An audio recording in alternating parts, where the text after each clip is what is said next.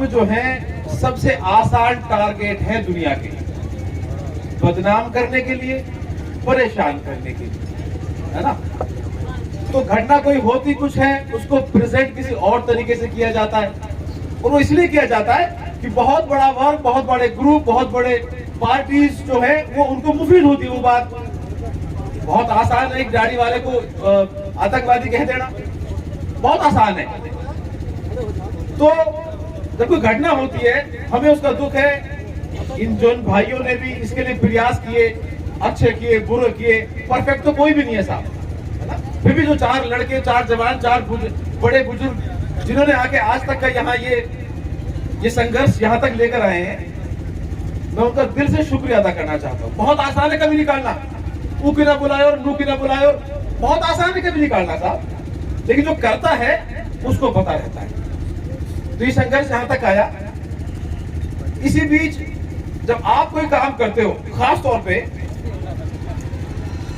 मुस्लिम समाज जब कोई काम करता है, तो एक ऐसे तत्व हैं जो उसके खिलाफ ऑटोमेटिक चालू हो जाते हैं, चाहे काम सही हो गलत हो कुछ भी हो जाए, उनका एजेंडा है। इसमें भी एजेंडे चले फिर। हेलो, इसमें भी हेलो, इसमें भी जो एजेंडे चलाने वाले लोग होते हैं, जो ऐसे लोग होते हैं कि सही मुद्दे से बात को भटका के कहीं और ले जाया जाए, उन्होंने 3-4 दिन खूब एजेंडे चलाए। एक साहब ने वहां दलील भी दी हमें कि यार आप ही के बच्चे सबसे ये कह रहे हैं, अरे थानेदार तो हिंदू है, थानेदार तो आरएसएस है, थानेदार तो मुस्लिम विरोधी है, ये ग्रुप का है, वो ग्रुप का है, क्योंकि आप लोग तो खुद ही उन ग्रुपों को इनवाइट कर रहे हो अपने खिलाफ खड़े होने के लिए। तो कई बार ये सोशल मीडिया की आ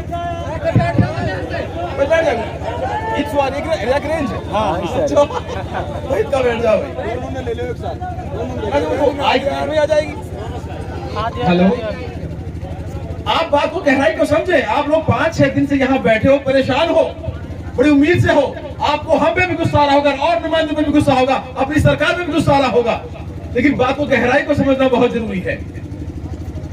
3-4 दिन से बड़ी माहौल चला, बड़ा माहौल चला कि साहब ये हो रहा है, ये हो रहा है, ये हो रहा है, और आपके जो विरोधी लोग हैं उनको एक मौका मिल गया, एक अलग ग्रुप तैयार हो गए, एक अलग दबाव बनने लगा। आपने देखा सोशल मीडिया पे I support this, I support this. वो किसी के कोई रिश्तेदार नहीं है या किसी व्यक्तिगत कोई लगाव नहीं है, लेकिन एक एजेंडा चलाया जाता है ऐसे तत्वों के द्वारा जो यहाँ माहौल बिगाड़ना चाहते हैं, जो यहाँ सब भाइयों का भाईचारा नहीं चाहते। तो और जब ऐसे माहौल होते हैं तो जो राजनीतिक लोग हैं, ये जो जिम्मेदार लोग जो बरादरी के बैठे हैं, या फिर हम जैसे लोग जिन्होंने आपको कौन हमें कहाँ भेज दिया, तो उन्हें बहुत सोचना पड़ता है कि कोई ऐसा निर्णय एक हो जिससे कल को माहौल खराब हो, किसी और को और मौका मिले, तो उसकी गंभीरता को समझने के लिए बैठना पड़ता है और सुनना पड़ता है, सुनाना भी पड़ता है। वहां नए पुराने बहुत सारी बातें हुई। वहां जो लोग थे वो हमारे खिलाफ नहीं थे, वो हमारा साथ देना चाहते थे, लेकिन वो उस चीज को भी कहना चाह रहे थे कि ऐसा क्यों होता है कि दूसरों को मौका मिल जाता है, हम पहले क्यों नहीं एक तरीके से अच्छा बना के हम लोग सभी बिरादरी को जोड़ के, हमें जोड़ के इस माहौल को बनाते। ये बात यहाँ तक पहुंचती नहीं, दूसरे लोगों को मौका मिलता ही नहीं। उन बातों के लिए चौधरी फजल साहब, सदर साहब, असगर भाई, इमरान जी, फतुल सरपंच साहब और वहां मौजूद जितने भी लोग थे, सबने उनका पेट भरा।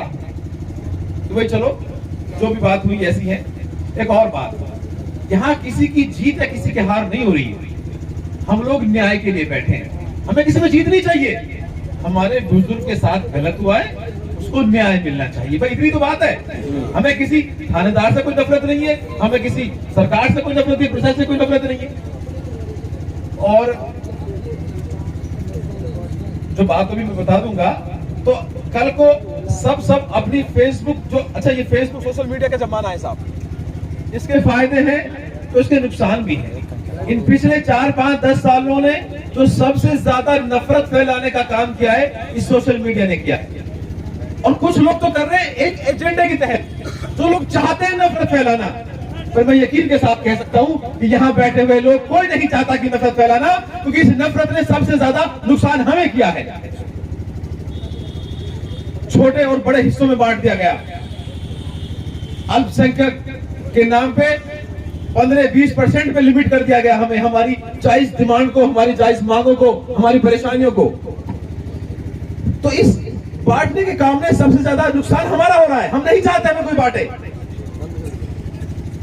तो आने वाले कल में भी, परसों में भी, या ये मुद्दा है या कोई और मुद्दा, छोटे और बड़े हिस्सों में बांट दिया गया।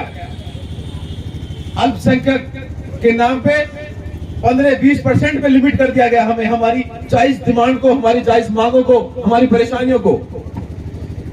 तो इस बांटने के काम में सबसे ज्यादा नुकसान हमारा हो रहा है। हम नहीं चाहते हमें कोई बांटे।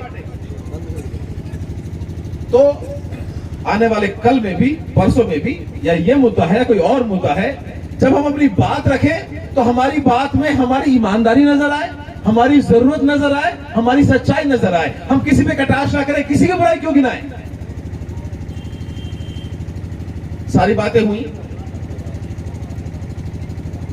ये भी कंसर्न राजा कि साहब, आज तो चलो फैसला आपके मुताबिक हो जाता है, जो माहौल बिगाड़ने वाले लोग हैं कल को वो आपके सामने तंबू लगा के बैठ जाएंगे, फिर प्रशासन क्या करेगा। बहुत सारी बातें हैं।